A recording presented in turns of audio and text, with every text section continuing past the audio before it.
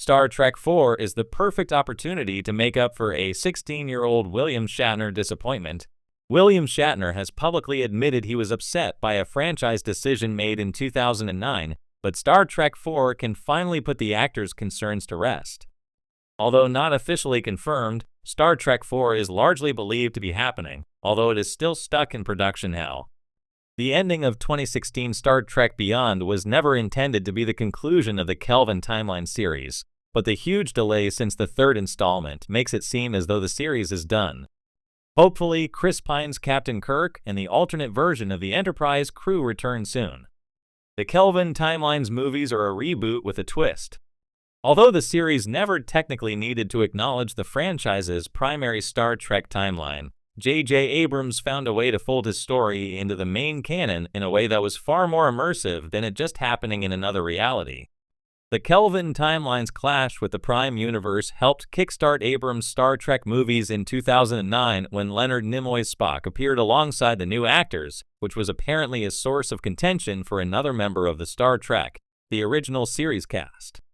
Star Trek IV can finally make up for Shatner's disappointment at not being the 2009 movie. Because of when 2009 Star Trek was set, it wouldn't have made any sense for William Shatner to reprise his role as James T. Kirk. So Chris Pine stepped into the role to help guide the franchise into its new era. However, the presence of Leonard Nimoy among the cast clearly ruffled a few feathers, namely William Shatner's. When fielding questions at a Star Trek convention in 2017 by a Trek movie, Shatner was told by a fan that they found it disappointing that his version of Kirk never showed up in 2009 Star Trek. The actor replied, "I do too." Years later, Shatner is finally in talks to come back as Kirk, but it remains unclear in what form the reprisal might take. One possibility would be for him to show up in Star Trek IV if it ever happens. The Kelvin timeline has already set a precedent in its willingness to bring back established Star Trek actors rather than sticking exclusively to the recastings. So Shatner's surprise return to the role may not be in the Prime timeline, but in Abrams' parallel reality. Although William Shatner's character died in 1994's Star Trek Generations, there are a few ways in which Kirk could return. Most would require retcons or clever sci-fi writing, but bringing Shatner into the Kelvin timeline would require far less of that. Shatner is already far older than Kirk was when he died in Generations, so it would break canon quite a bit if he were to return as Prime Kirk now, but the eventual fate of Chris Pine's version of the character has yet to be revealed. In the sprawling, warp-speed history of Star Trek, few figures loom as large as Captain James T. Kirk. More than a Starfleet officer, he's an icon, a legend in gold uniform, and the swaggering heartbeat of the original series. For decades, William Shatner's portrayal of Kirk has served as a lodestar for the franchise, a bold commander whose decisions were often as unpredictable as they were inspiring. And yet, somewhere in the midst of time travel plots, cinematic reboots, and galaxy-spanning storytelling, one thing remains clear: Star Trek owes William Shatner something. Specifically, it owes him closure. In 2009, J.J. Abrams reignited the Trek franchise with a dynamic new timeline and a fresh crew.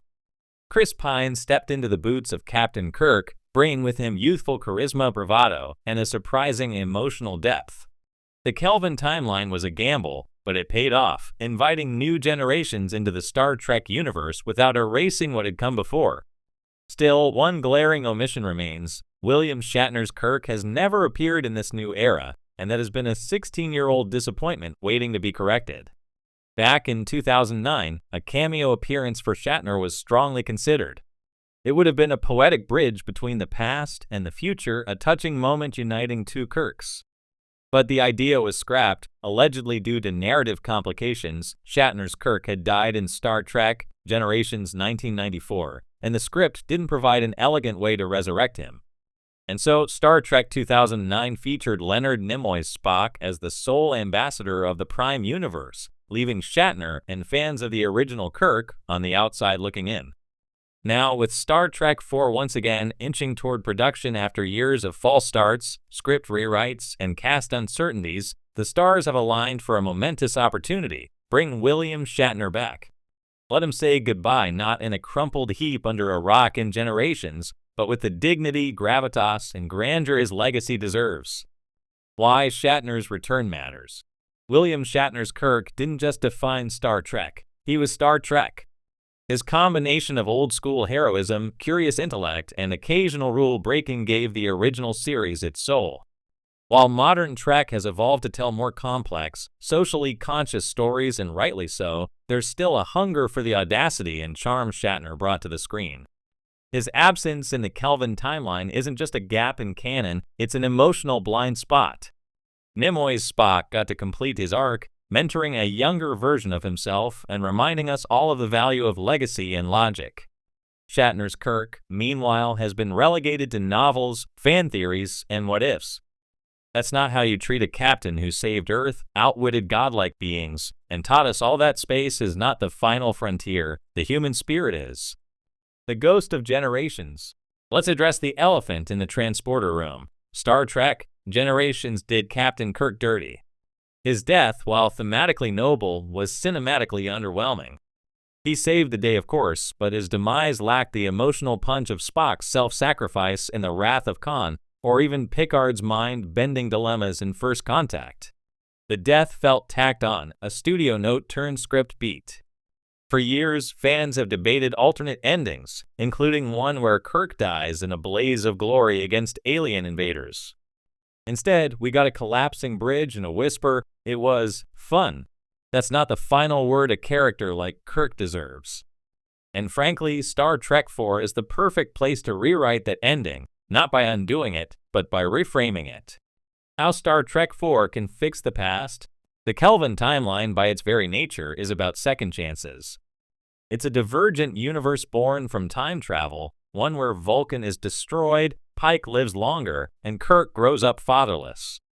If there was ever a narrative sandbox where you could believably bring back a long-dead hero, this is it. And it doesn't even require cheesy resurrection or multiverse antics. It just needs smart writing and a little Trek ingenuity. Imagine this. Pine's Kirk is at a crisis point. A choice looms, one that could determine the fate of billions. He questions himself, doubts his path. Then, through a time anomaly, a vision, or even a holodeck sequence drawn from the Prime Universe's historical logs, he meets an older Kirk. Not a ghost, not a resurrected body, but a memory, an echo, a captain who once stood where he now stands. Shatner's Kirk offers no easy answers, only wisdom hard-earned from years of exploration. It's a quiet scene. No phasers. No explosions. Just two Kirks, separated by time, united by duty. That's the cameo that Star Trek IV needs. Shatner still has it. Let's not forget, William Shatner is 94, but he's still performing, still vibrant, and still very much capable of delivering a scene that could bring fans to tears. His recent ventures, from The Unexplained to his historic trip to space aboard Blue Origin's New Shepard, have proven he's as sharp and energetic as ever. And unlike many actors of his era, Shatner hasn't shrunk from his most famous role, he embraces it. He understands its importance. In fact, he's long expressed interest in returning, as long as the story is worthy. This isn't about nostalgia for its own sake, it's about honoring a character who helped define science fiction for generations. A legacy worth completing,